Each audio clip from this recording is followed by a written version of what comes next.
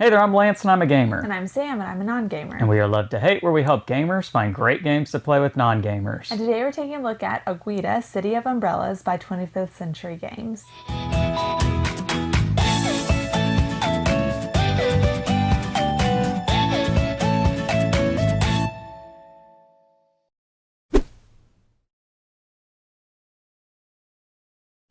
Real quick before we get to Águeda, I want to talk to you guys about Into the AM. Now, as you know, we've been sponsored by Into the AM here in some of the recent videos, and they're having a special sale running from June 27th through July 6th. It's their 4th of July sale, and if you use our special code Love to Hate at the link down below in the description of this video, then you will save 30% off of your order during that time frame. And one of the shirts that's in that sale is this one that I'm wearing right now. And the really cool shirts that they've got there at Into the AM, fantastic men's clothing, tops and bottoms.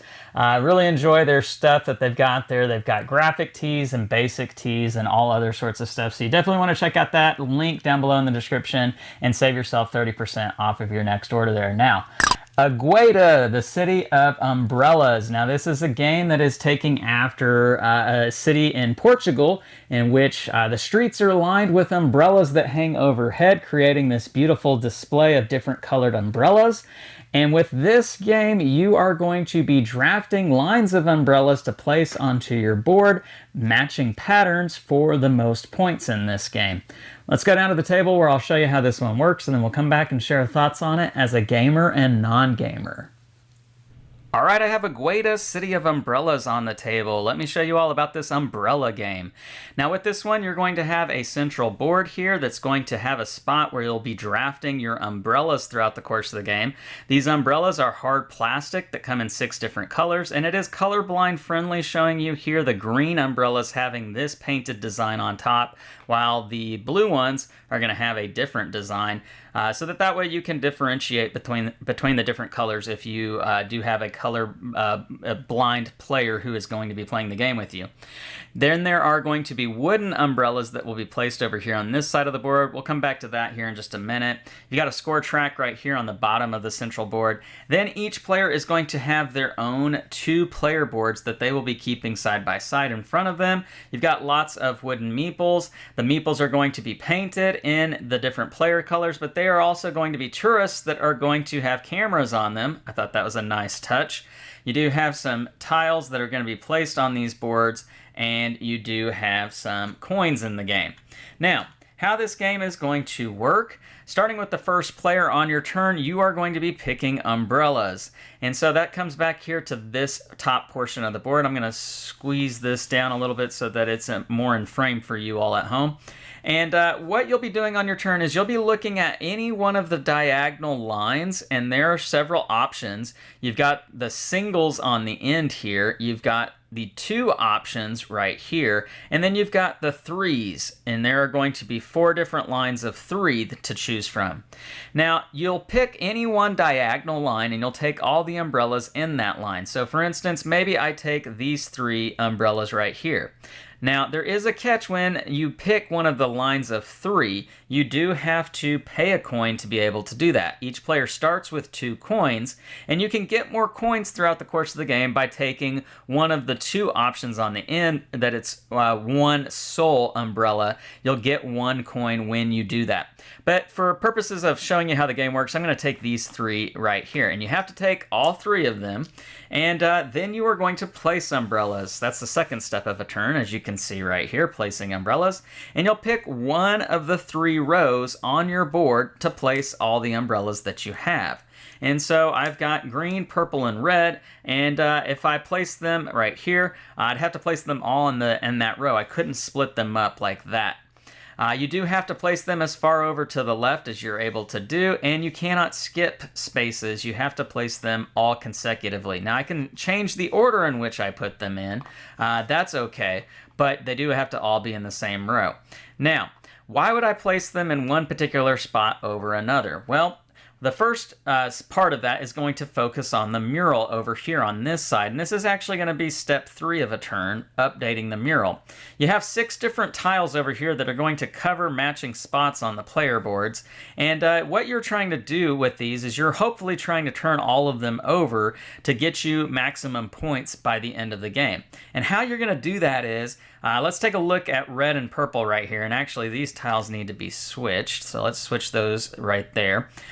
And what I'm trying to do is I'm trying to get red and purple down here in this bottom line, matching the spots on the paintbrushes. So for instance, I might want to place these 3 tiles in the bottom row, putting this purple on the paintbrush, and having done so, putting purple on the paintbrush, I get to flip over the purple tile right here because it's in that row.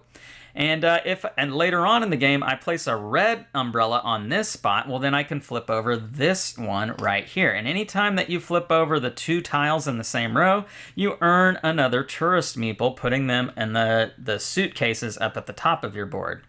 So that's what you're trying to do with these paintbrushes. Now, if it doesn't work out that way and you end up putting a different color on the paintbrush for that row, that's not going to necessarily penalize you in any way other than that you just lost the opportunity to flip over that tile and you're missing out on points at the end of the game. So you do want to avoid doing that, but you can do that if you want to.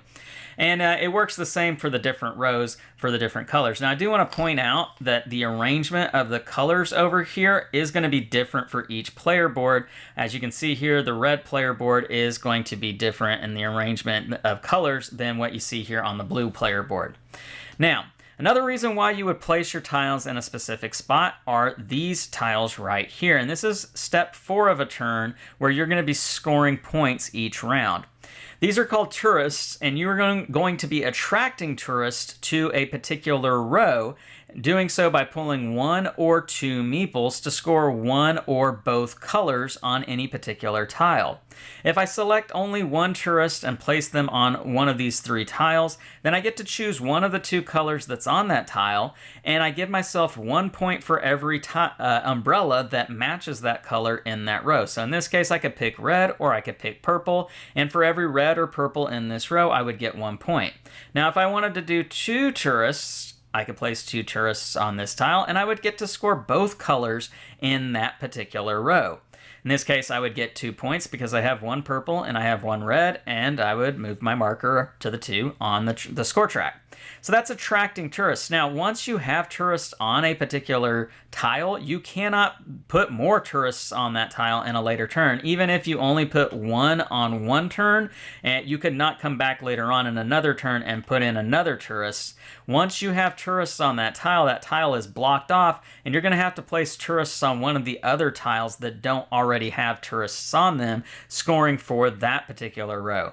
Now, if all of the tiles already have tourists on them, or you don't have any more tourists, or if there's no opportunity for you to score any points, so say for instance, this is the arrangement right here. I do have tourists and I do have places to put them, but there are no more umbrellas to be able to score me points. Well, then your other option is to take a break. And what that means is you take back all of your tourists that are over here on these tiles, moving them back to their briefcases, suitcases up here on the top of the board. You're going to take the bottom tile here and you're going to move it up to the top and scoot all of the tiles down. So this is going to change up your strategy and where you're placing these tiles, as these are shifting, and so you want to try to get the colors to be separated and mixed up to give yourself the best opportunity to score points.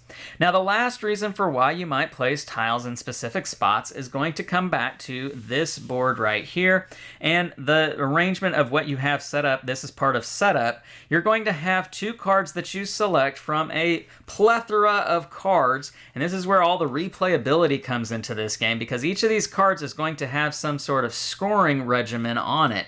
The ones the rulebook recommends for you to play with are going to be this particular card, which says that if you have an even number of whatever different type of umbrella you place on this as part of setup, then you're going to get 1 point for each of that color of umbrella anywhere on your board. But if you get an odd number, then you're going to get nothing. And this particular one says that you're going to get 1 point for each column on your board that has either one of these umbrellas on it. And if you don't have either one of those umbrellas on it, then you don't get any points for that column. And then this one is always going to be the same. All the other 3 options of umbrella colors, they're going to give you a half a point no matter where they're at on your board, rounded down. So that's how you are going to be trying to figure out where you want to place your umbrellas. And you'll continue to do this. After your turn is over, then it goes on to the next person. You'll refill the board with more umbrellas from the bag, and you'll just continue to go around the table until someone completely fills up their board, in which case they get the bicycle token here, and all the other players will get 1 more turn. Any empty spots on your player board are going to be -1 point, and so you do want to try to fill up your board. You don't want to slow play it, only taking the 1 throughout the entire game. You do want to try to fill this up because those are negative points if you don't. And again, you'll get bonus points if you flipped over tiles over here on your Merle. Otherwise, that's the game, and whoever has the most points is the winner. Now, let's go back up top and share our thoughts on Águeda. And we're back, and now we're going to share our thoughts on Águeda, City of Umbrellas. So, Sam, got to ask you about this one. The very first thing I want to get to is the components, the way this looks out on the table, those plastic chunky umbrellas that are beautifully colored. What do you think about the table presence with this game? I think it looks like, oh my goodness, what's the name of this? I think you're thinking Azul. Yes. Because that's what I'm thinking. Águeda. Yes, Azul. Another A word. Yeah. Yeah, no, and it looks like Azul because Azul has those beautifully colored plastic tiles. Yeah. And you use them in patterns like Azul. Exactly. It is similar. It's very similar Drawn to out Azul. of a bag. Yeah, you're drawing them out of a bag, placing them on a drafting board, Yeah. whereas Azul had multiple little drafting boards. But you're drafting these tiles in a certain manner, right? Like you can't get all the tiles, you can only get certain ones, leaving behind others, and then you're taking them and placing them on your board to form patterns to get points. Yeah. So there's a lot of similarities there, and you are a big fan of Azul. Yes. So what did you think about this one? I liked it. I do feel like there's a lot of similarities to Azul. I will say there's not as I don't want to, drafting anxiety. It's not as big in this as it is with Azul because there's just other things you're thinking of, and it's just 3 lines versus all the patterns you're making with Azul. All of them. So I will say that drafting anxiety is not there as much. There's definitely more of a potential to get stuck with a bad spot in Azul, where you're left having to draft something you don't want to. Usually work with what you have easier. Or it can be the other way around, that it's all kind of, well, this is all kind of not good, so I'll just take something. And unfortunately, I'm going to have to fill in some spots where I'm not going to get a lot of points. Maybe I won't get any points, but there's not any time in this game, or not that I've experienced so far, where you're losing points like as you do in Azul, right? Like if you don't do well in Azul, you can get negative points. Yeah. There are no negative points in this game. Points. There's just no points, right? So I think this is a little bit more forgiving than Azul. And because the drafting area is smaller, everyone's kind of in the same boat there. Everyone kind of is going to have a moment where nothing really works for them. In the times that we've played. Well, and the other thing about this too is that there's dwindling opportunities in a round of Azul, right? Like the tiles get shorter and shorter and shorter. The options get fewer and fewer and fewer. This never happens like that. It refills immediately after your turn's over. So you're like, okay, well, if they take that, I can probably work with something maybe else. it gets replaced by something else once it comes back around to my turn. Now, there's pros to that, and I think we've already kind of talked on that. There's cons to that too, though, in the sense that, well, what I want after my turn's over, like it refills at the end of my turn, and I might see something. Oh, what just came out of the bag? I really want. Two more people go. It may not come back around to you, right? Guaranteed that what you saw was not going to be there. And it sort of has that concept that you might find in some drafting games, that the board is going to be so different by the time it comes back to my turn that I don't really need to be thinking about what's happening in the game till it comes back to me, because what I might want might get taken by somebody else. So there's no sense in me even really kind of putting mental energy towards that because it could get taken away, right? Like there's some games that are out there like that I'll just pay attention when it comes back to me. Some people might like that. Some people might not like that. You do kind of have that in this game. Yeah. I kind of like that because it gives me a mental break. Like I don't have to just constantly be focusing the entire time. But some people may not like that. But you do have that in this game, I think. And we do want to make sure people are aware of that. Let's talk about the fun factor. Now, you really do like Azul. As much as we claim you to be a non-gamer and you hate games. I like. I don't like learning new games. She really likes Azul. Yeah. And you've liked some of the other iterations of Azul that have come out since the original Azul. But I think the original Azul might still be your favorite. The first two you like a lot. That one and the Stained Glass. Yeah. Now, so you like those. Those are fun to you. Where does this kind of come in at as far as that experience and the fun factor? I think it has an Azul-like aspect to it, but it has more to it than that. You have the pictures that you're turning over. You have the tracker board is much different, or the placement board is much different. So it does have things that remind you of Azul, but when I'm playing it, I'm not thinking it is like Azul. Okay. I just thought about it when I first saw it. The scoring is so much different than Azul, right? Like the scoring in Azul is very much the same pattern every time, unless you play on the other side of the board where you can kind of make your own arrangement, but it's still similar. It's still the same sort of idea. This is going to be different as far as what cards you're playing with. So this has a lot of different ways that you can play it. Well, and two, I think with Azul, everybody's placement board looks the same. Whereas with this one, not only do they all look different, but they change too. That's a good point. So you really can't be too stuck on what am I going to do, because your color goals change. What did you think about that? The fact that they changed? Well, honestly, I thought I wouldn't like it. It wasn't as big of a deal as I thought it was. The first time we played, I didn't really pay attention to it.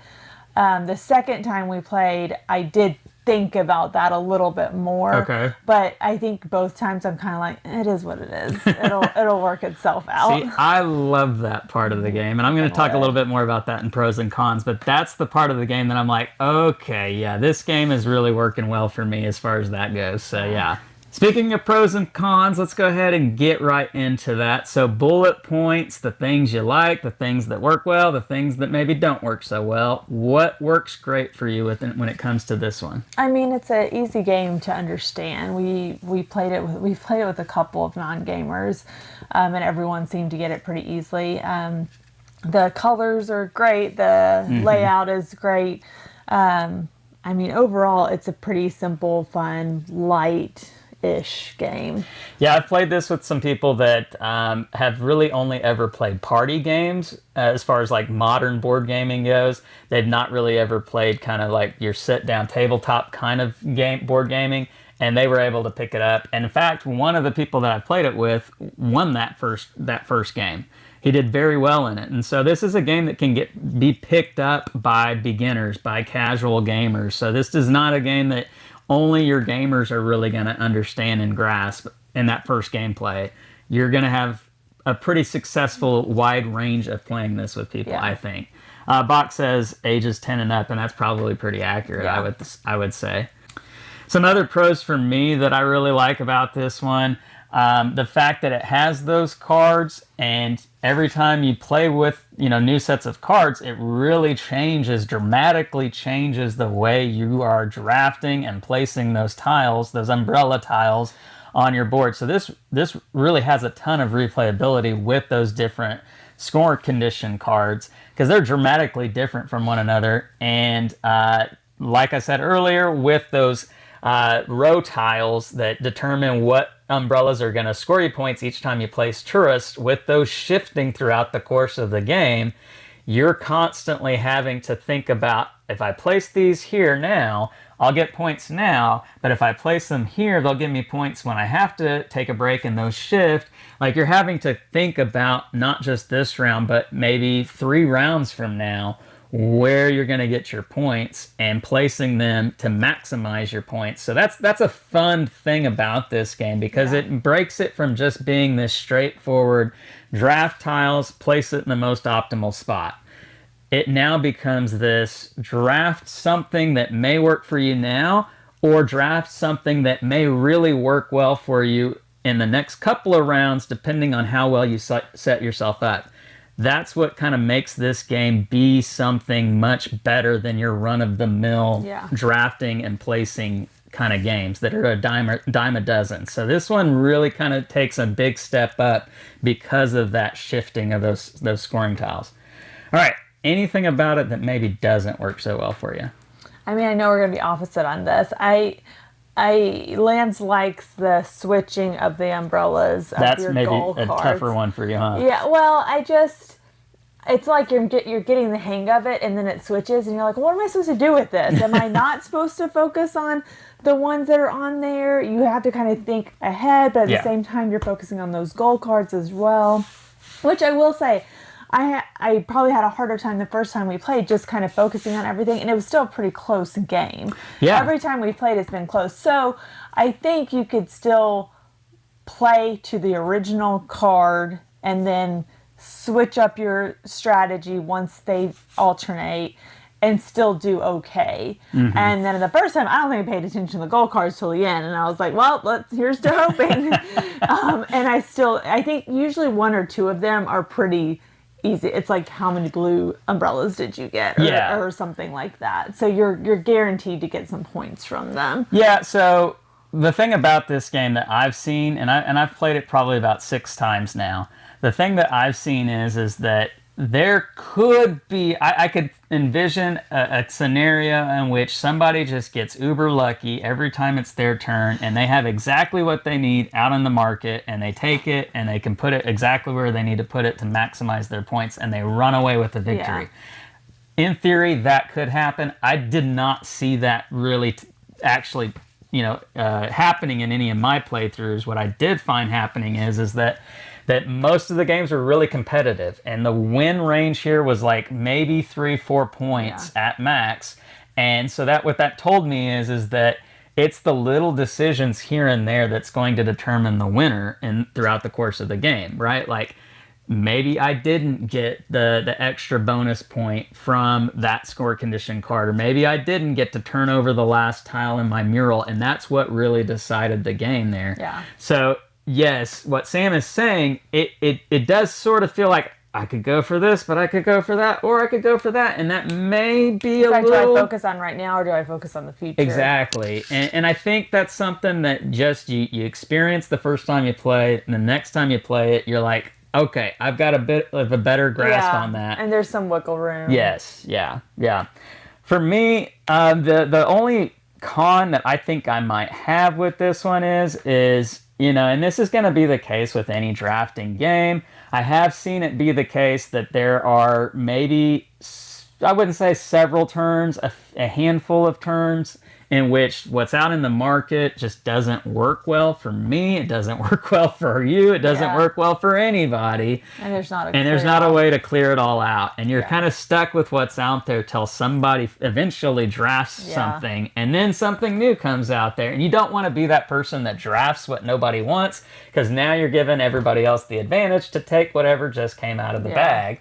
So that does happen, and I wish there was a way that everybody could agree, let's wipe the board. Yeah. And I don't know how that would work out, but just clearing and wiping out the board would be a really great thing in this game. So, all right, let's get to our scores here for Águeda, the city of umbrellas. So Sam, scale of 1 to 10, love to hate. Where's this one coming in at? I really liked this game. I would probably give it an 8.1. 8.1. Okay, so that's really good for you. That's usually maybe top 10 end of the year for you. Yeah, I think so. Maybe the lower half of the top 10, but I definitely see it possibly making it there. Okay, excellent. Now, this is like, I don't know how many 25th century games we've done this year, but I feel like we've done a lot, and we've liked a lot. Yeah. And we like this one too. It's going to be a top 10 of 25th century 25th century games is really knocking it out of the park this year. I don't know what it is, but it's like every game they come out with this year has been really, really good. And they've got a lot of Kickstarter games that we just all previewed, and those are really, really good too. So they're just doing an excellent job. And this one is fantastic. Like, this is 25th Century's version of Azul, and it's, in my opinion, it's right up there with Azul. Now, Azul's like some of people's greatest game of all time, so I know that's saying a lot. This is maybe just under that, in my opinion. It's really, really good, though. I'm going to give it an 8.7. I really like this game, and I don't think this one's going to be leaving my collection anytime soon. Yeah. It's just a fantastic gaming experience. It adds a lot of replayability with those different cards, which dramatically changes the game, and it looks beautiful out on the table. High quality components. 25th Century Games did a great job with this. So 8.7 for me, 8.1 for Sam. So you know we really like this one, and we think you should definitely check it out. So leave us some comments down below. Let us know what you think about Águeda and 25th Century Games. Make sure to like and subscribe and push that bell button so you get notifications of all our new content. I'm Lance. I'm Sam. And we are Love to Hate, where we try to bridge the gap between gamers and non-gamers. We'll catch you next time.